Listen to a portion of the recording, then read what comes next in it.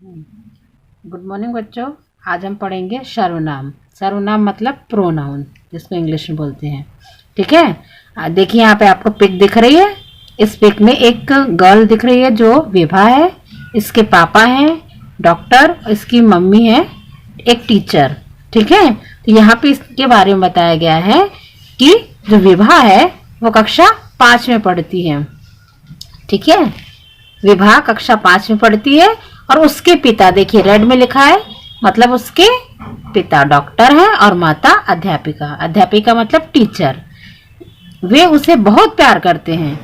वह एक मेधावी छात्र है। मेधावी मतलब बहुत इंटेलिजेंट, बहुत होशियार छात्र है।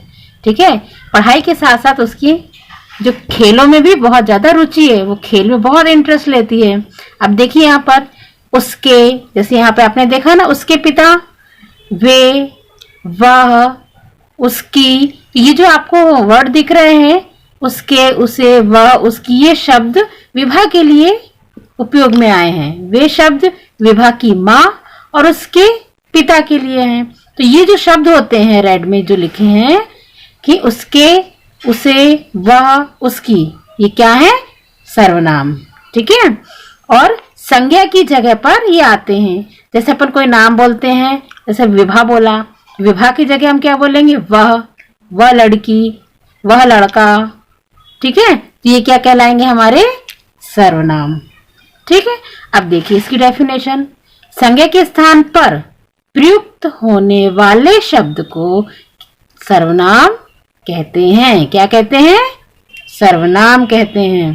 ठीक है, जो हम संज्ञा के जगह पे बोलते हैं, उसकी जगह पर जो भी नाम बोलते हैं वो सर्वनाम कहलाते हैं। देखिए अब क्या है, सर्वनाम शब्द स्त्रीलिंग और पुल्लिंग दोनों ही हो सकते हैं। दोनों समान रहते हैं, या तो वो स्त्रीलिंग होंगे या पुल्लिंग होंगे। जैसे वे हम बॉय के लिए भी करते हैं और गर्ल के लिए भी यूज करते हैं। उसका, तो हम उसको भी बॉय के लिए कर सकते हैं या गर्ल के लिए, किसी के लिए भी यूज कर सकते हैं। और इसका पता जो हमें लगता है कि वो स्त्री है या पुरुष, ये उसकी क्रिया पर डिपेंड करता है। मतलब उसकी क्रिया को देखकर हमको पता चलता है कि वह स्त्री है या पुरुष है। ठीक है, जैसे देखिए वह पत्र पढ़ रहा है, तो ये वह किसके लिए हो गया? बॉय के लिए। वह पत्र पढ़ रही है, ये किसके लिए?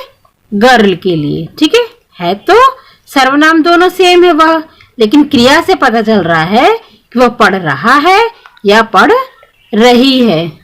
अब हम पढ़ेंगे सर्वनाम के भेद। भेद मतलब क्या होता है? प्रकार। ठीक है, सर्वनाम के 6 भेद होते हैं। पुरुषवाचक, प्रश्नवाचक, निश्चयवाचक, अनिश्चयवाचक, संबंधबोधक, निजवाचक। ठीक है, तो ये होते हैं इसके भेद। भेद कितने प्रकार के होते हैं? 6 प्रकार के। ठीक है, सबसे पहले हम पढ़ेंगे पुरुषवाचक। ठीक है, पुरुषवाचक मतलब बोलने वाले, सुनने वाले तथा किसी अन्य व्यक्ति के बारे में जब हम शब्द का प्रयुक्त करते हैं, प्रयुक्त सर्वनाम पुरुषवाचक सर्वनाम कहलाता है। मतलब बोलने वाला मतलब जो बोल रहा है, सुनने वाला मतलब जो सुन रहा है, और हम जिसके बारे में बात कर रहे हैं वो एक अन्य व्यक्ति है। इनके लिए भी हम जो भी सर्वनाम शब्द का प्रयोग करते हैं वह पुरुषवाचक सर्वनाम कहलाते हैं। देखिए जैसे मैं कहानी लिख रहा हूं, तो मैं, ठीक है, तुम कहाँ जा रहे हो? वह दिल्ली जा रहा है। ठीक है, इस तरह। अब पुरुषवाचक के 3 प्रकार होते हैं। ठीक, पुरुषवाचक के 3 प्रकार होते हैं। पहला उत्तम पुरुष, मध्यम पुरुष, अन्य पुरुष। जो बोलने वाला व्यक्ति होता है वह उत्तम पुरुष होता है। जिससे बात की जाए या सुनने वाला हो, यानी जो सुन रहा है, वह मध्यम पुरुष है। और जिसके बारे में हम बात करते हैं वह अन्य पुरुष कहलाता है। आए समझ में? जो बोलता है वह उत्तम पुरुष है, जो सुनता है वह मध्यम पुरुष है, और जिसके बारे में हम बात करते हैं वह अन्य पुरुष है। अब पढ़ेंगे प्रश्नवाचक सर्वनाम। प्रश्नवाचक का मतलब होता है प्रश्न पूछना या करना।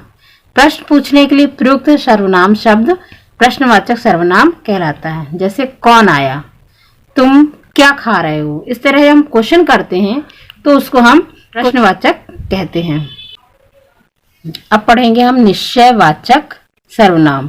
ठीक है, किसी निश्चित व्यक्ति या वस्तु के लिए प्रयुक्त प्रश्न सर्वनाम शब्द निश्चयवाचक सर्वनाम शब्द कहलाता है। मतलब किसी निश्चित व्यक्ति या वस्तु निश्चित होनी चाहिए कोई वस्तु, ठीक है, तो वह सर्वनाम निश्चयवाचक सर्वनाम कहलाता है। जैसे यह मीना का बस्ता है, ये बस्ता है लेकिन किसका है? मीना का।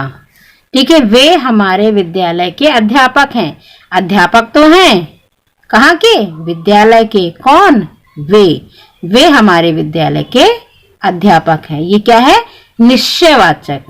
ठीक है, अब हम पढ़ेंगे यहाँ पर अनिश्चयवाचक सर्वनाम। अनिश्चयवाचक मतलब जिसका कोई निश्चित ना हो, जो निश्चित ना हो, अनिश्चित। ठीक है, किसी अनिश्चित प्राणी या वस्तु के लिए प्रयुक्त सर्वनाम शब्द अनिश्चयवाचक सर्वनाम कहलाते हैं। ठीक है, जैसे दरवाजे पर कोई है, अब हमें नहीं पता दरवाजे पर कौन है, तो क्या ये कि निश्चय नहीं है, निश्चित नहीं है कि कौन है, ये अनिश्चय है, पता नहीं कौन है। दूध में कुछ गिर गया, कुछ जो शब्द है इससे हमको कुछ पता नहीं चल रहा है कि क्या गिरा है, लेकिन गिरा है, कुछ गिरा है, ये भी क्या है? अनिश्चय है, अनिश्चित है। ठीक है, दरवाजे पर कोई है, कौन है नहीं पता, ये भी क्या है? अनिश्चयवाचक सर्वनाम कहलाता है। ठीक है, यानी कोई और कुछ, इससे हमको ये नहीं पता चल रहा है कि वहां पे कौन है या क्या गिरा है, ये हमारा अनिश्चयवाचक सर्वनाम कहलाएगा। संबंधवाचक सर्वनाम वे सर्वनाम शब्द जो वाक्य में आए संज्ञा और सर्वनाम शब्दों से संबंध जोड़ते हैं।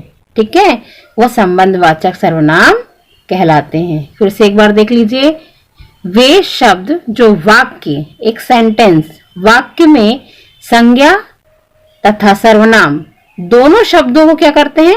जोड़ते हैं, तो वो संबंधवाचक सर्वनाम कहलाते हैं। ठीक है, जो लड़की खड़ी है वह मेरी बहन है, और जहां शास्त्री पार्क है वहां मेरा घर है। मतलब जो और वहां, जो और वह, जहां और वहां, ये इनके बीच में क्या है? संबंध है। क्या है? संबंध है। जो लड़की खड़ी है वह क्या है? मेरी बहन है, और जहां शास्त्री पार्क है वहां मेरा घर है। इनके बीच में क्या है? संबंध। ठीक है, संबंध वाचक भी पढ़ रहे हैं ना, तो उसके का ये एग्जाम्पल है। ठीक है, अब पढ़ेंगे निजवाचक सर्वनाम। निज मतलब स्वयं, खुद के लिए अपन बात कर रहे हैं। निजवाचक सर्वनाम खुद के लिए बात कर रहे हैं। ठीक है, स्वयं के लिए प्रयुक्त सर्वनाम शब्द निजवाचक सर्वनाम कहलाता है। जो हम खुद के लिए प्रयुक्त करते हैं, यूज करते हैं, वह शब्द कौन से कहलाते हैं? निजवाचक। ठीक है, अब जैसे माँ, मैं अपना काम खुद करूंगी, तो मैंने क्या कहा? माँ, मैं, मतलब मैं किसके बारे में बात कर रही हूँ? अपने बारे में बात कर रही हूँ, खुद के बारे में बात कर रही हूँ। ठीक है, मैं अपना काम खुद करूंगी। जैसे हाँ, अपना काम स्वयं ही करना चाहिए, स्वयं भी क्या है? निजवाचक। स्वयं मतलब मैं खुद। ठीक है, स्वयं मतलब मैं खुद। इसी तरह खुद करूंगी, ये स्वयं, ये क्या वर्ड कहलाते हैं? निजवाचक सर्वनाम में आते हैं। आप, अपने, आप। ठीक है, आप, अपने आप, ऐसे कुछ जो शब्द होते हैं वो क्या कहलाते हैं? निजवाचक सर्वनाम कहलाते हैं।